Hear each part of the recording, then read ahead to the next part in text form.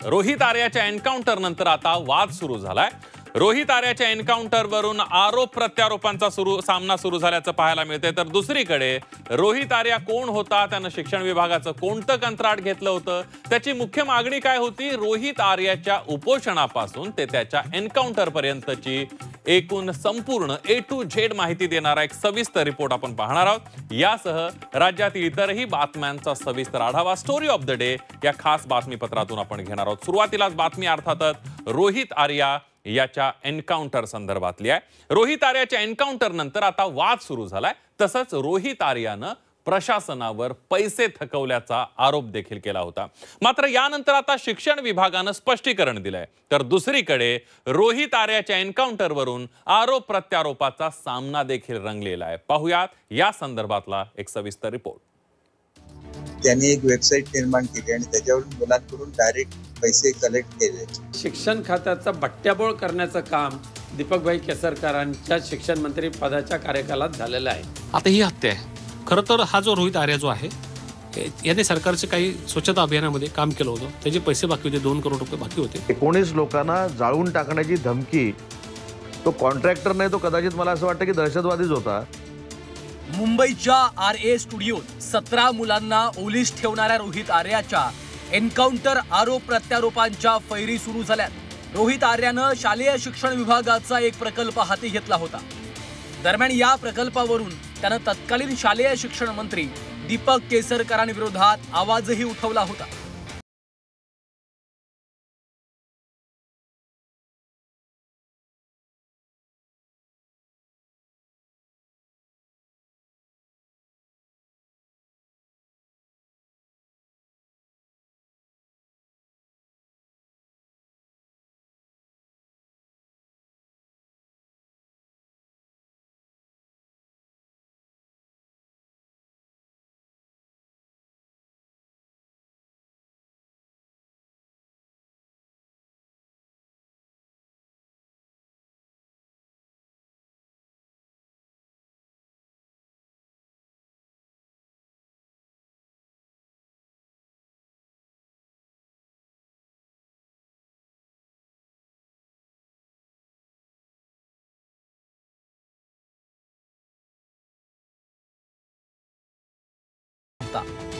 त्यांचं bill pending राहण्याचं जे कारण आहे त्याच्या संदर्भात सुद्धा आमच्या डिपार्टमेंटने शिक्षण विभागाने प्रेस नोट काढलेली आहे की त्यांनी एक वेबसाईट निर्माण केली आणि त्याच्यावरून मुलांकडून डायरेक्ट पैसे कलेक्ट केले आणि त्याच्यामुळे ते पैसे परत करावे आणि पुन्हा असं घडणार नाही याचं हमीपत्र द्यावं या अटीवर त्याचं पुढचं प्रोसेस होणार होतं, परंतु ते घडलं नसल्यामुळे ते पेंडिंग आहे।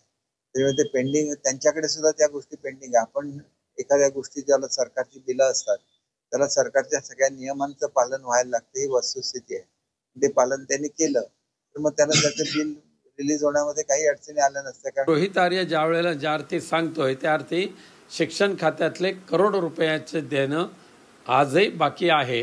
जसं युनिफॉर्मचा प्रयोग फसला, त्यानंतर म्हणे त्यांच्या जावयाला ते युनिफॉर्मचा ठेकेदारी द्यायची होती, परंतु मुख्यमंत्र्यांनी लक्ष घातल्यामुळे तो प्रयोग फसला। त्यामुळे शिक्षण खात्याचा बट्ट्याबोळ करण्याचं काम दीपकभाई केसरकरांच्या शिक्षण मंत्री पदाच्या कार्यकालात झालेलं आहे। रोहित आर्याच्या एन्काउंटर नंतर वकील नितीन सातपुते यांनी कोर्टात जाण्याचा इशारा दिलाय। दरम्यान रोहित आर्याची हत्या करण्यात आल्याचा दावा त्यांनी केला, तर शासनाकडे त्यांचे 2 कोटी रुपये थकीत आहेत असं देखील त्यांनी म्हटलं। तर ज्यांच्याकडे बिल थकीत त्यांची भेट घालून देण्यास पोलिसांना सांगितल्याचं केसरकरांनी म्हटलंय। एन्काउंटर म्हणजे दोन्हीकडून सम प्रमाणात बल किंवा फायरिंग किंवा धोका जेव्हा निर्माण होतो त्यावेळेस तो घडतो। आता ही हत्या आहे। खरं तर हा जो रोहित आर्या जो आहे याने सरकारचे काही स्वच्छता अभियानामध्ये काम केलं होतं, त्याचे पैसे बाकी होते, 2 करोड रुपये बाकी होते। हे 2 करोड रुपये सरकारने दिले नाही, त्यासाठी त्याने आंदोलन केलं। मागच्या महिन्याभरात त्याने उपोषण केलं, त्यात तो आजारी पडला, त्याला हॉस्पिटलमध्ये टाकलं, त्याला ॲडमिट करावं लागलं। सरकारशी बोलत होता, केसरकरांशी तो बोलत होता, बऱ्याचशा गोष्टी झाल्या तरी देखील त्याचे पैसे दिले नाही। एक गोष्ट अशी आहे की मुलं त्याच्या ताब्यात होती, त्याच्यामुळे बोलण्यामध्ये काही चूक झाली असती तर आणि मुलांना काहीतरी केलं असतं तर ते योग्य ठरलं नसतं। त्याच्यामुळे त्यांनी विद्यमान ज्यांच्याकडे त्यांची बिलं पेंडिंग आहेत त्यांच्याशी त्यांची गाठ घालून द्या असं मी पोलिसांना सांगितलेलं होतं। रोहित आर्याच्या एन्काउंटरवरनं दावे प्रतिदावे सुरू आहे। अनेक जण या एन्काउंटरचं समर्थन करतायत, काहींनी मात्र या एन्काउंटरला विरोध केलाय. उद्योग मंत्री उदय सामंतांनी रोहित आर्याला थेट दहशतवादीच म्हणून टाकलं, तर भाजपा आमदार प्रवीण दरेकरांनी या कारवाईचं स्वागत केलंय. शासनाकडे त्यांचं जे काय प्रलंबित होतं, काय होतं, हा नंतरचा विषय आहे. पण 19 लोकांना मारून टाकणार, जाळून टाकणार अशी ज्यावेळी धमकी समोरची व्यक्ती व्हिडिओ कॉल करून देत असते किंवा व्हिडिओ टाकून देत असते, तर मला असं वाटतं की पोलिसांनी त्यांची भूमिका ज्या पद्धतीनं आहे ती बजावलेली आहे. आणि जर कोण कोर्टामध्ये गेलं तर त्याच्यामध्ये कोर्टामध्ये निर्णय होतील ना, त्याच्यावर जास्त मी बोलणं योग्य नाही.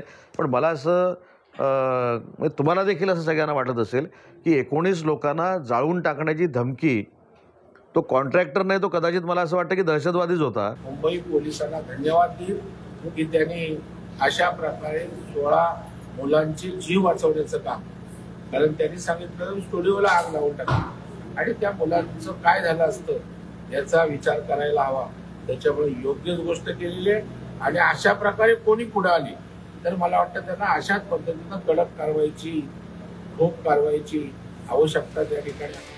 एन्काउंटर स्पेशलिस्ट प्रदीप शर्मा यांनी देखील या कारवाईचं स्वागत केलंय. तर हे एन्काउंटर फेक नसल्याचं देखील शर्मा यांनी म्हटलंय.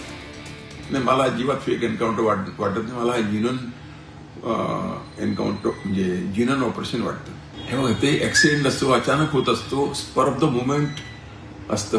It's a question of fraction of second.